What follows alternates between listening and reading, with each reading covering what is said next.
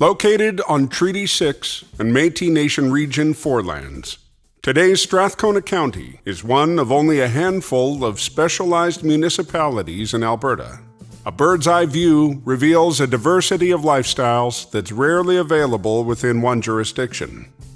An urban center of 70,000, surrounded by a rural area of over 25,000, all governed by a single municipal body.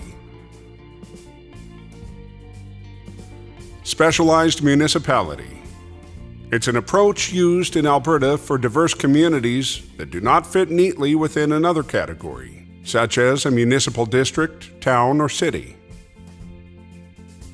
For Strathcona County, there's the urban center of Sherwood Park, as well as an extensive rural area of family farms, country residential subdivisions, and 8 hamlets. Sherwood Park, technically a hamlet, is equivalent to a city and therefore eligible for city funding, while the rural area remains eligible for rural funding. The name honors Lord Strathcona, Scottish-born Donald Alexander Smith, who gained fame in Canada as a fur trader, railroad financier, diplomat, and founder of the Lord Strathcona's Horse Army Regiment. When appointed first Baron in Mount Royal, Smith chose the name Strathcona, Strath, Gaelic, for a low-lying valley, and Cona for the River Coe that ran through his property in Scotland. Both terms suit this Alberta landscape as well. How did Strathcona County evolve into the specialized municipality we know today?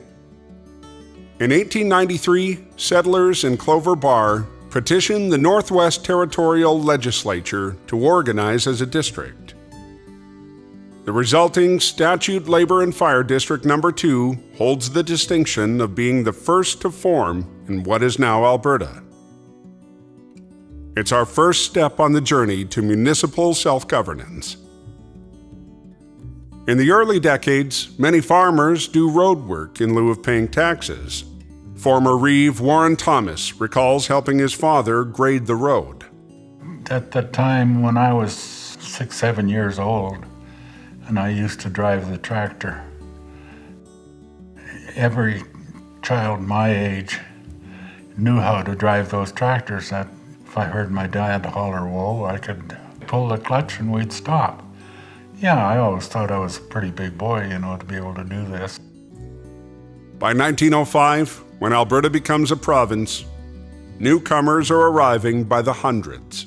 Swamped with challenges that come with rapid growth, the province continues to enlarge the districts in search of greater efficiencies. In 1918, the numbered municipal districts are given names, and our current name, Strathcona, takes root. In a move to make local governments more efficient, the province combines districts, and in 1943, the municipal district of Clover Bar is joined with the municipal district of Strathcona. School districts undergo mergers as well. Then in 1950, the Alberta government passes the County Act, combining school boards and municipal councils. For Strathcona, this union involves a complex redrawing of school boundaries that takes more than a decade. In 1955, families southeast of Cooking Lake successfully petitioned the province to join the municipal district of Strathcona.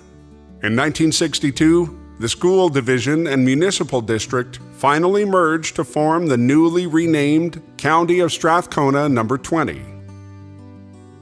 With the discovery of oil at nearby Leduc in 1947, Strathcona begins to develop Refinery Row, welcoming responsible industrial development. To house its growing workforce, Council approves a satellite community nearby, which becomes Sherwood Park. When the refinery was first approved in 1948, we had been purely a rural jurisdiction. The first houses were called Campbelltown, and 25,000 people seemed to grow in this community overnight. They just came from nowhere and settled here and said, this is a family place and this is where I want to be. Adding to the mix, Council allows the subdivision of farms into acreages and country residential properties, offering a new kind of rural lifestyle that proves popular.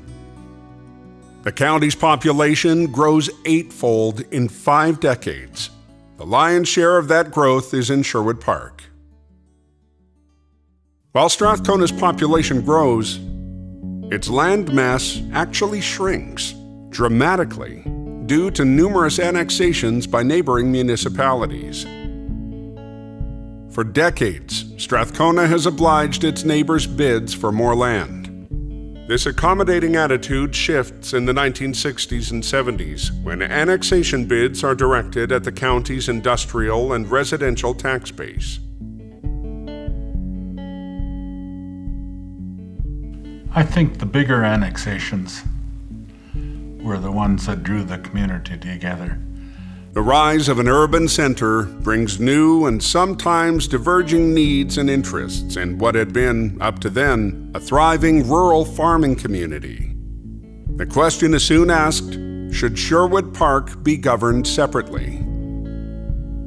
The answer becomes clear when in a 1987 municipal plebiscite, 88% of voters confirm continued support for a single municipality under one council. I think residents here said, are we going to be better if we are separate? And I think the answer came down very strongly. We're better together. We have better numbers and we work better as a team. And we just have to keep working on that and create a collaborative spirit.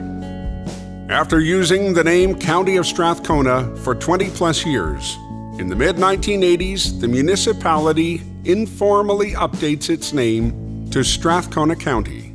The name becomes official in 1995. Further provincial reform in 1994 includes a repeal of the County Act.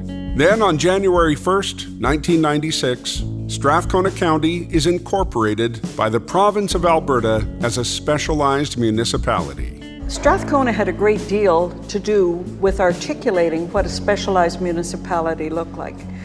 It was drafted to make sure that the province gave fair funding to the urban people and fair funding to the rural people. That funding allowed us to be equivalent to other municipalities of the same size. It also meant, by having a specialized municipality, that we could look after our industrial assessment as a standalone, autonomous body. Strathcona County has been known by a parade of names over the past 120 plus years. As a specialized municipality, Strathcona County abides by a somewhat novel form of governance not often seen in Alberta. This regional form of government has allowed the county to grow an urban center while still retaining strong rural roots, a mix that provides a unique and welcome blend of lifestyles. Thus united, the community continues to foster a distinct identity and a strong vision for a future in which diversity endures as one of its greatest assets.